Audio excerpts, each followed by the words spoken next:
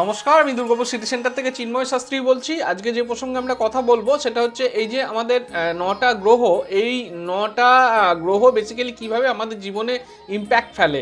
Actually আমরা যেটা করে থাকি সেটা হচ্ছে আমরা অহেতুক ভয় পেয়ে গিয়ে না আমরা জ্যোতিষীর কাছে যেতে চাই না। আমরা ভয় পেয়ে যাই, মনে হয় জ্যোতিষীর কাছে এলে এক্ষুনি হয়তো কি বলে দেবে, কি করে দেবে। অ্যাকচুয়ালি সাধারণ মানুষেরও দোষ নেই, দর্শকদের আমি একদম আপনাদের সাথে একমত। সেটা হচ্ছে এমন ইন্ডাস্ট্রিটা হয়ে গেছে, কারণ জ্যোতিষীরা এমনভাবে মানুষকে মিসগাইড করে এবং প্রচুর ফেয়ার ফ্যাক্টর একটা তৈরি করে দেয়, যার ফলে কিন্তু এটা হয়। কিন্তু আমি দর্শক বন্ধুদের বলবো, যদি আপনারা ভালো একজন লেখাপড়া জানা শিক্ষিত জ্যোতিষীর কাছে যান, সে কিন্তু আপনাকে মিসগাইড করবে না। আর যারা মিসগাইড করছে ডেফিনেটলি আপনারা তাদের কাছে যাবেন না। যারা আপনাকে প্রপার ওয়েতে ভয় না দেখিয়ে জ্যোতিষের যে সত্যতা, জ্যোতিষ এমন একটা সাবজেক্ট, এটা বেসিক্যালি বেদের অঙ্গ।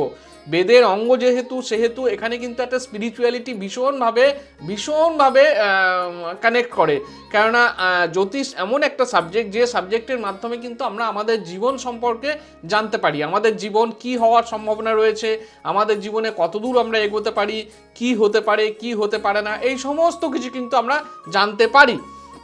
আমি দর্শক বন্ধুদের একটা কথা বলবো আজকে, সেটা হচ্ছে আপনারা নিজের জন্মছকটাকে যদি একবার বিচার করিয়ে নেন, তাহলে কিন্তু আপনারা আপনাদের ভবিষ্যৎ সম্পর্কে অনেকটাই বুঝতে পারবেন। দেখুন, পৃথিবীতে এমন কোনো সাবজেক্ট নেই, এমন কোনো মেশিন এখনও তৈরি হয়নি যেটা আপনার ভবিষ্যৎ সম্পর্কে বলতে পারবে। হ্যাঁ, তো ভবিষ্যৎ সম্পর্কে কিন্তু জ্যোতিষ শাস্ত্রই বলতে পারবে। ওই জন্যে প্রত্যেক মানুষের কিন্তু উচিত একবার একটুখানি জন্মছকটাকে বিচার করিয়ে নেওয়া। দেখুন, জ্যোতিষীরা যেটা করে সেটা হচ্ছে আপনার জন্মছক, আপনি যে সময় জন্মগ্রহণ করছেন সেই সময়ে আপনার গ্রহগত অবস্থান কি ছিল এবং সেই গ্রহ কিভাবে আপনার জীবনে প্রভাব বিস্তার করবে, এর উপরে ডিপেন্ড করে কিন্তু আপনার হরস্কোপ তৈরি হয়, জন্মছক তৈরি হয়। সেই জন্মছকে কি দশা, কি প্রত্যন্তর দশা, কি অন্তর্দশা, এর উপরে ডিপেন্ড করে আপনার জীবনে কতটা ভালো থাকা, কতটা মন্দ থাকা, কতটা আপনার অ্যাকসেপ্টেন্স লেভেল তৈরি হবে, কতটা আপনি মানুষের সঙ্গে ভালোভাবে থাকতে পারবেন, আপনার অর্থনৈতিক জীবন কেমন হবে, আপনার পারিবারিক জীবন কেমন হবে, আপনার মানসিক স্থিরতা কেমন থাকবে, আপনার সোশ্যাল প্রেস্টিজ কেমন থাকবে, এইগুলো কিন্তু আপনি বুঝতে পারবেন। এইগুলো বোঝার জন্য আপনার কিন্তু একজন ভালো জ্যোতিষীর প্রয়োজন, সত্যিই প্রয়োজন। কেননা দেখুন, আমাদের আমি এটা বলছি না যে অর্থনৈতিক পরিস্থিতিকে রাতারাতি কেউ চেঞ্জ করে দেবে। একটা পাথর দিলাম বা একটা কবজ দিলাম, সঙ্গে সঙ্গে অর্থনৈতিক পরিস্থিতি চেঞ্জ হয়ে গেল, সামাজিক পরিস্থিতি চেঞ্জ হয়ে গেল, এটা হওয়ার নয়। যেটা হওয়ার আছে সেটাই হবে। কিন্তু যেটা হতে পারে, আমি একটা ছোট্ট এক্সাম্পল দিয়ে আপনাদের বলি, সেটা হচ্ছে ধরুন ভীষণ বৃষ্টি হওয়ার সম্ভাবনা রয়েছে, আপনি কারো বাড়িতে বসে আছেন, সেই লোকটা আপনাকে বললো যে ভাই ভীষণ বৃষ্টি হওয়ার সম্ভাবনা রয়েছে, আপনি এই ছাতাটা নিয়ে যান।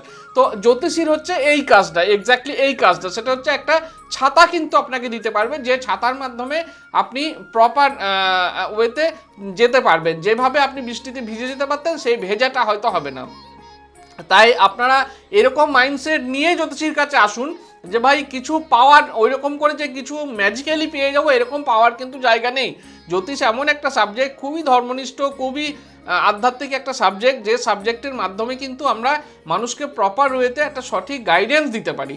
কেননা দেখুন, আজকাল ছেলেমেয়েরা পড়াশুনো নিয়ে কত ডিস্টার্ব হয়ে রয়েছে, কি পড়বে কি পড়বে না। অ্যাকচুয়ালি আজকালকার দিনটা এমন হয়ে গেছে, সেটা হচ্ছে বাবা মায়ের অপূর্ণ ইচ্ছা ছেলেদের মাধ্যমে পূর্ণ করতে চায়। সেই ছেলের জন্মছকে হয়তো সায়েন্স পারমিটই করছে না, সেই মেয়ের জন্মছকে হয়তো সায়েন্স পারমিটই করছে না, ডাক্তারি পড়া তার হবে না, কিন্তু বাবা মায়ের কোনো সময় ইচ্ছে ছিল যে হ্যাঁ ডাক্তারি পড়লে ভালো হতো, তো ছেলে মেয়ের ওপরে সেটা চাপিয়ে দেওয়া। এগুলো করবেন না। এগুলো করলে কি হবে, ছেলে মেয়েটার মানসিক স্থিরতাও নষ্ট হয়ে যাবে, তার চয়েসটাও নষ্ট হয়ে যাবে, তার সমস্ত দিক থেকে ইকোনমিক্যালিও আপনারা লুজ করবেন, আপনারা কিন্তু মানসিকভাবেও ভীষণ ফ্রাস্ট্রেটেড হয়ে যাবেন। ওই জন্য জন্মছকটাকে বিচার করে নিয়ে একবার দেখে নিন আপনার ছেলের বা মেয়ের, আপনার সন্তানের কোন স্ট্রিমে পড়াশোনা হওয়ার সম্ভাবনা রয়েছে এবং কি করতে পারে।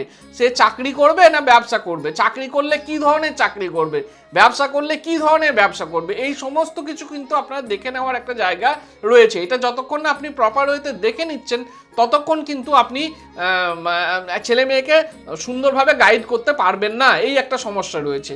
সামাজিক সমস্যা যেমন রিলেশনশিপের ক্ষেত্রে এখন এত পরকীয়া, এত এক্সট্রা ম্যারিটাল অ্যাফেয়ার্স, এটা কোথা থেকে হচ্ছে? এর মূল ভিত্তি যদি আমরা খুঁজতে যাই, তাহলে কিন্তু দেখব বিয়ের সময় জন্মছক, দেখুন যেমন ব্লাড গ্রুপ ম্যাচ করিয়ে বিয়ে দেওয়া উচিত, তেমন কিন্তু জন্মছক বিচার করিয়েও বিয়ে দেওয়া উচিত। জন্মছকটাকে কিন্তু বিচার করিয়ে দিতে হবে। এখন কিন্তু আর ওই 36 গুণের মধ্যে কত গুণ ম্যাচ করলো তার উপরে বেস করে বিয়ে দিলাম, এই কিন্তু পুরনো প্রথা হয়ে গেছে।